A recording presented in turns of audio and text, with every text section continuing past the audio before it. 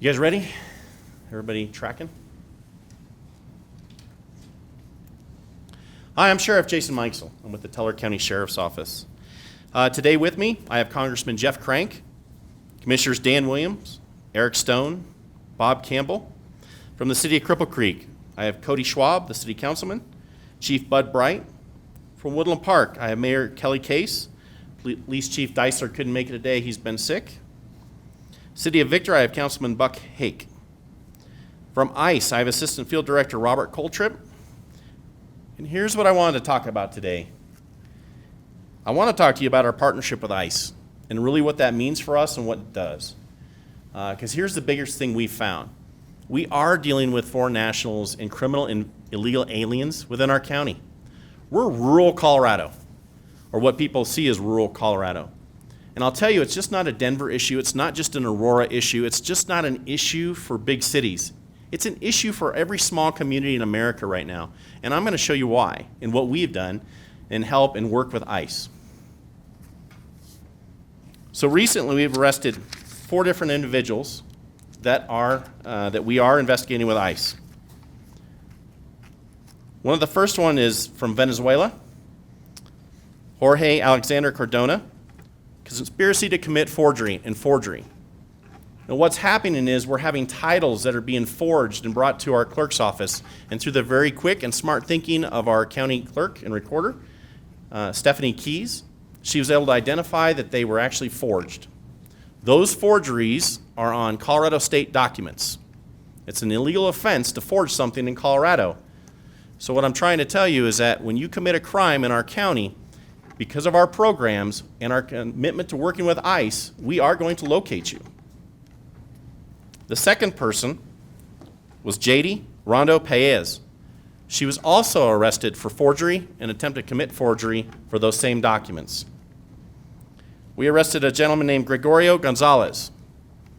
He has an FTA warrant for larceny and an FTA warrant for no insurance and registration on vehicles out of Aurora and Lakewood areas. The last person I have was also from Venezuela, and that was Jorge Alexander Cardona for conspiracy to commit forgery. So those 4 people, 1 from Colombia and 3 different people from Venezuela, were all arrested on charges in Teller County. We are working with ICE on those same individuals, and they have taken several into custody. And I wanted to explain that it's not just that issue here in Colorado. It's an issue all across our nation. But here locally, we have the same issues. We have another party we want to talk to you about today. Renee, can you please bring that photo up?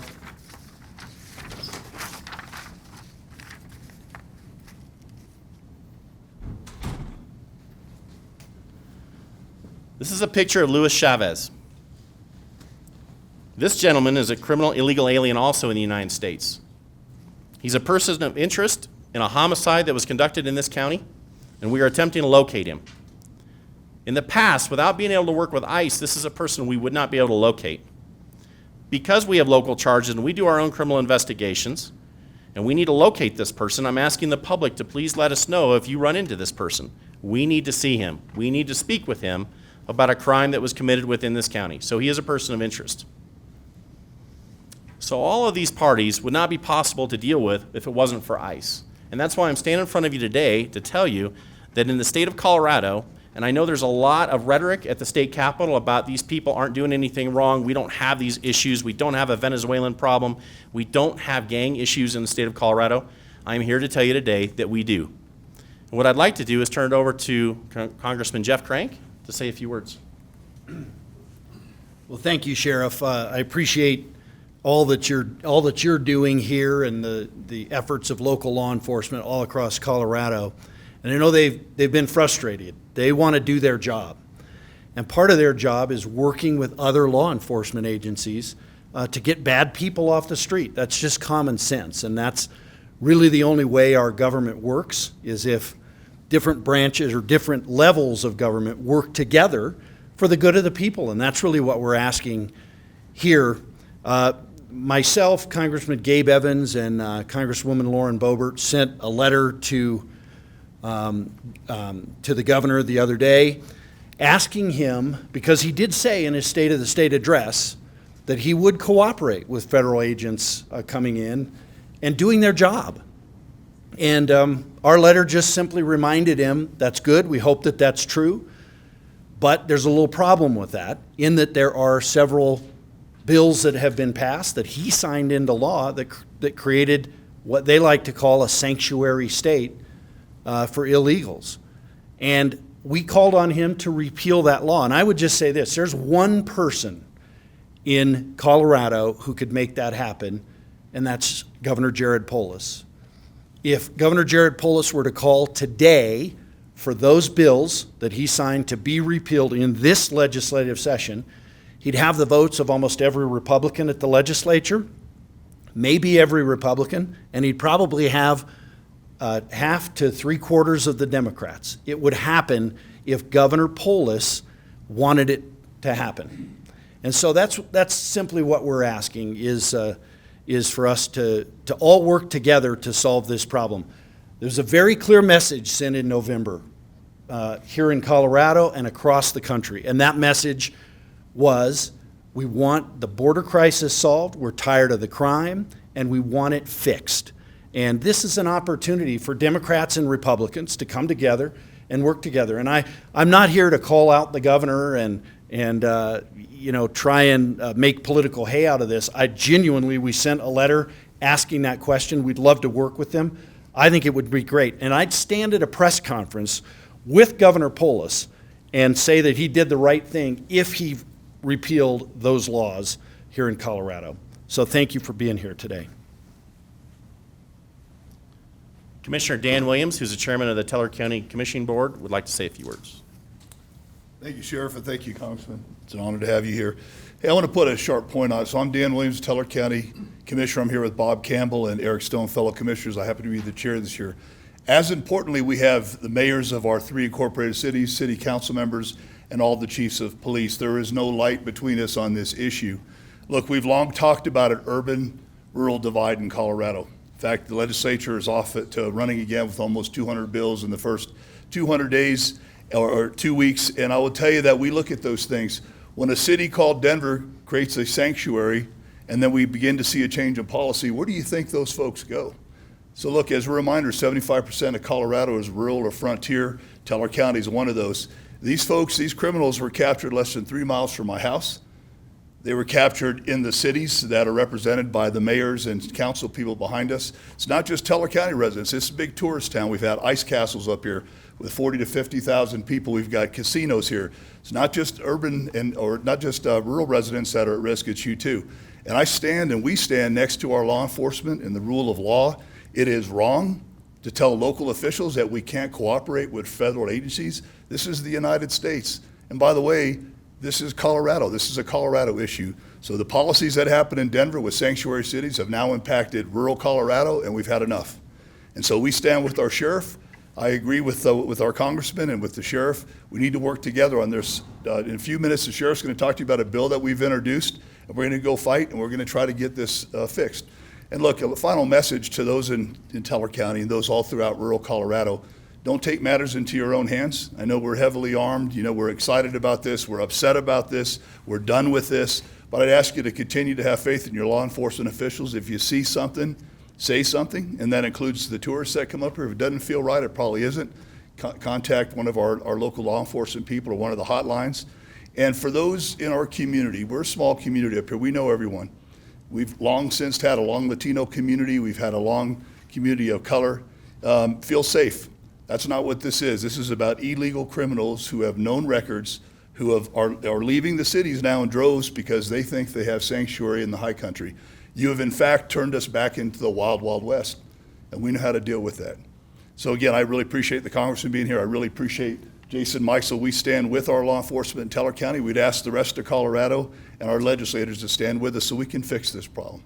Thank you, Sheriff. Thank you, Dan. This year with Mark Baisley's assistance, who's our Colorado State Senate for our district, I sat down with him and wrote a bill. That bill is 25-047. I and Sheriff Joe Roybal out of El Paso County have come together to work on this bill to assist our state with repealing the laws that have been set forth previously by the legislature.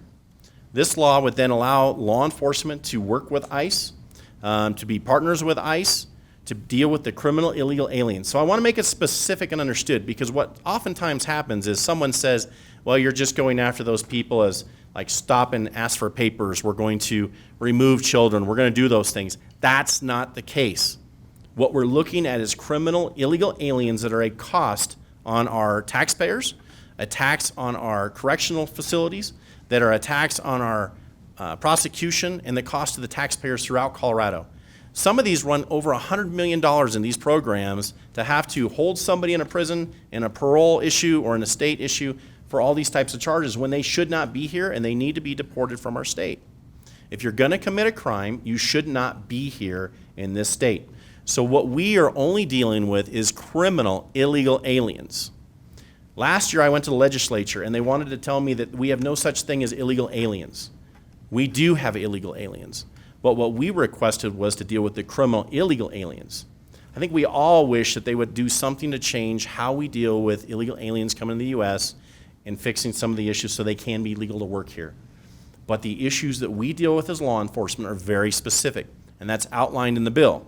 It also talks about the fact that we don't do roundups, because we as law enforcement don't. We use probable cause in the attempt to contact somebody, find if they committed a crime, and then if they're a criminal illegal alien in the United States, that's when they would be deported or they would be dealt with by ICE. But without those partnerships, this is why we have cartels in Colorado. Without that partnership, this is why you're seeing a rise in fentanyl, car thefts across the state. I listened to a press conference where we talk about Colorado having reduced crime. I think what we do is we change numbers so it looks like we reduce crime. Because when I stand here and I ask how many people have been victimized by a crime in the last several years in Colorado, what you'll see is about 90% of people raising their hands. And that comes from everything from some type of stolen property, some type of identity theft, sometimes your credit card stolen, and a lot of that is dealt with through cartel organizations. That's who's doing those things.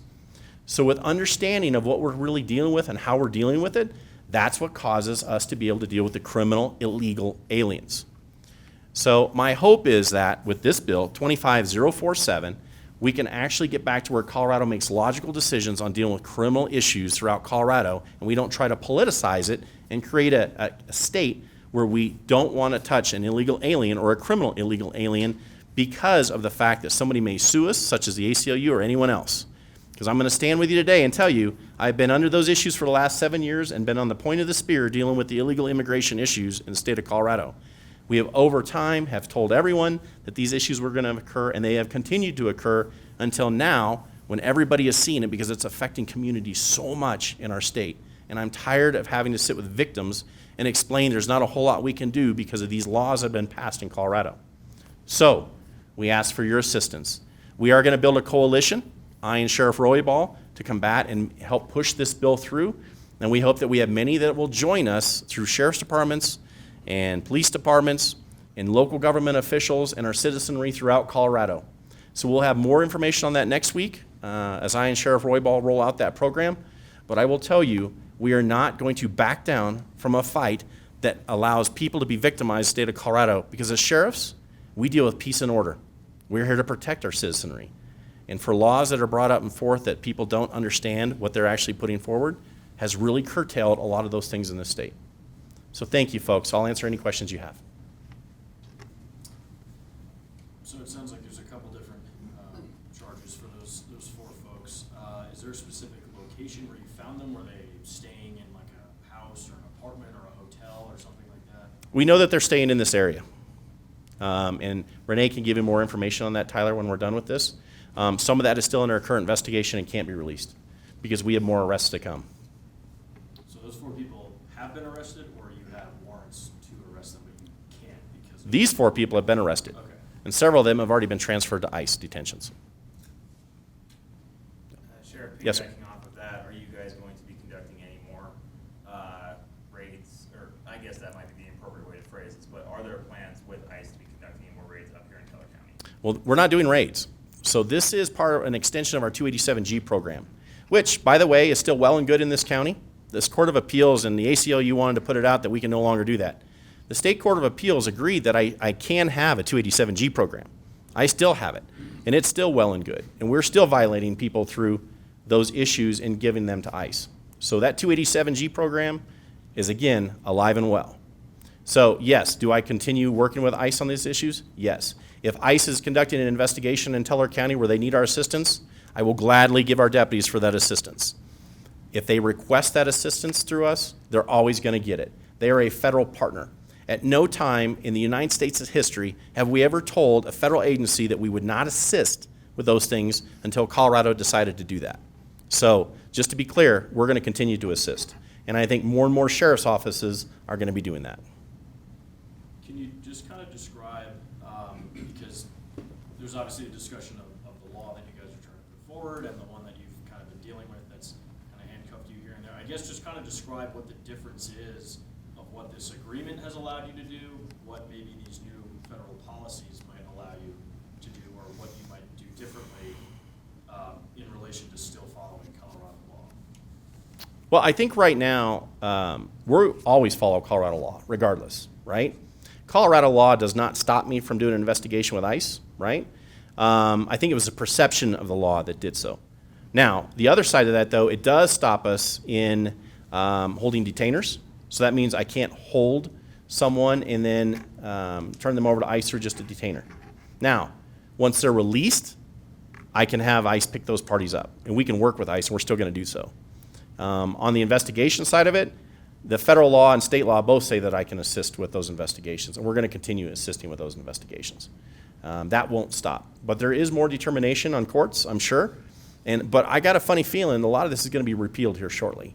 Either one way or another, it's going to have to change because Colorado citizens are way too often the victims of crimes done by criminal illegal aliens now.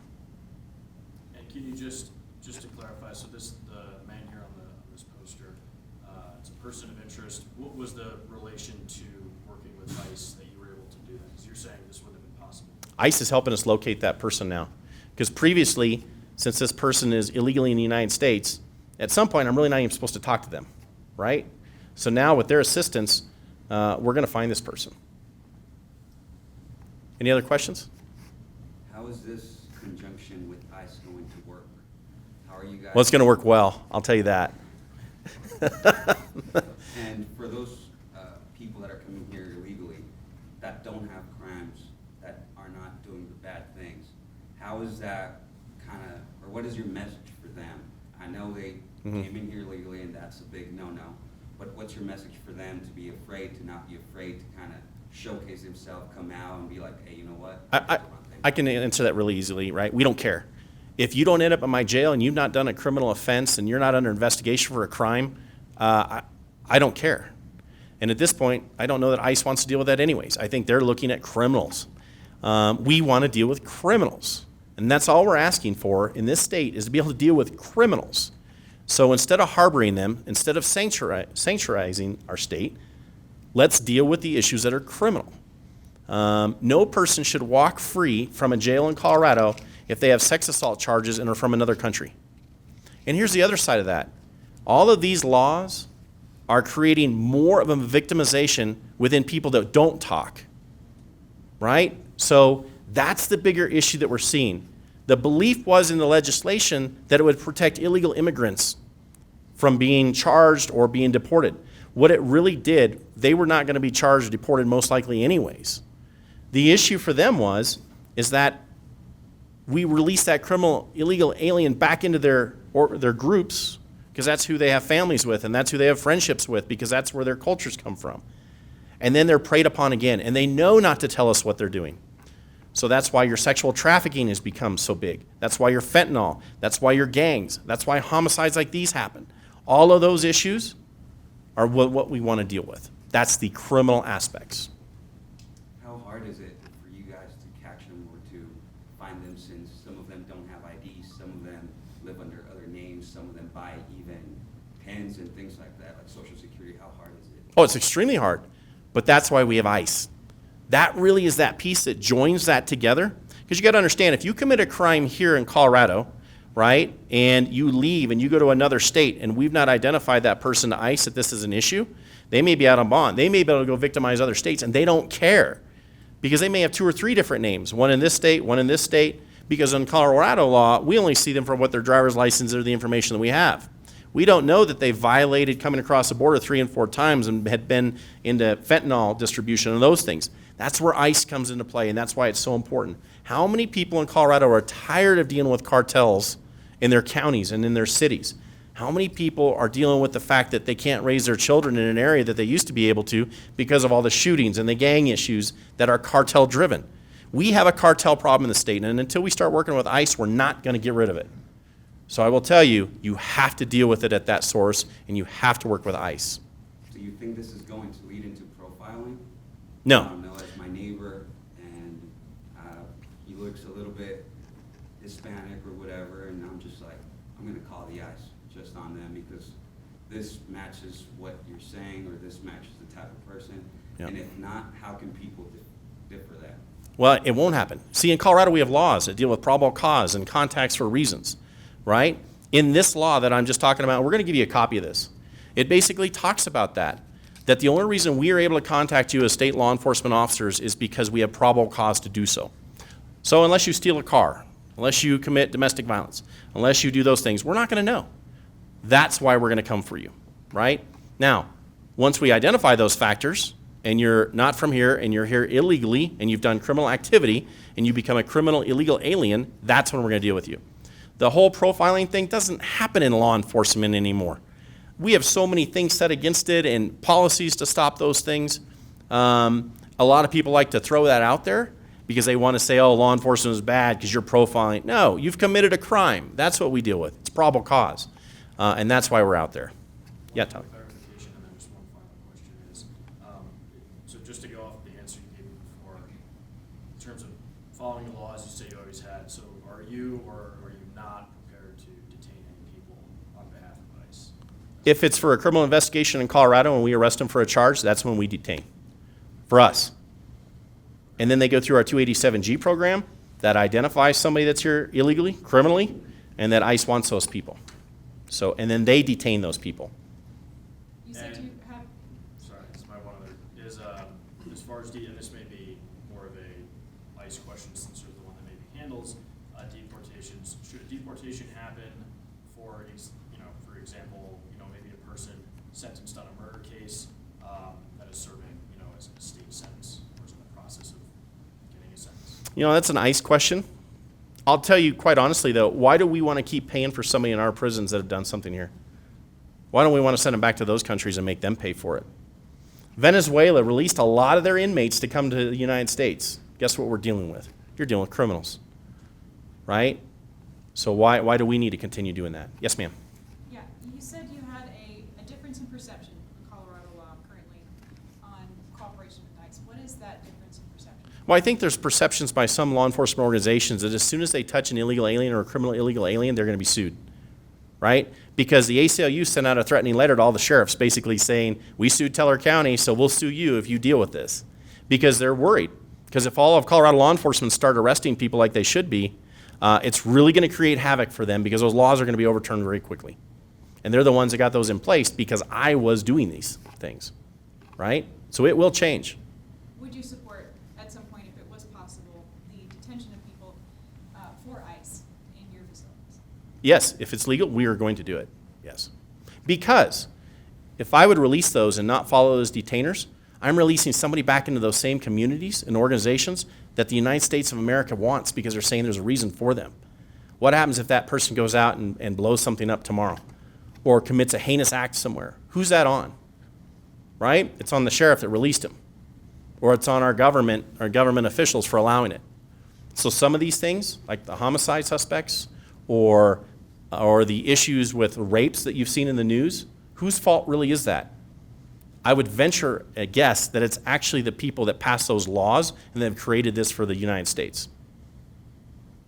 Folks, I'm going to end questions, but if you have further questions, please submit them in writing. We're more than happy to talk to you. But thank you so much for the day. We really appreciate all of you. Thanks for your time, Sheriff. Absolutely.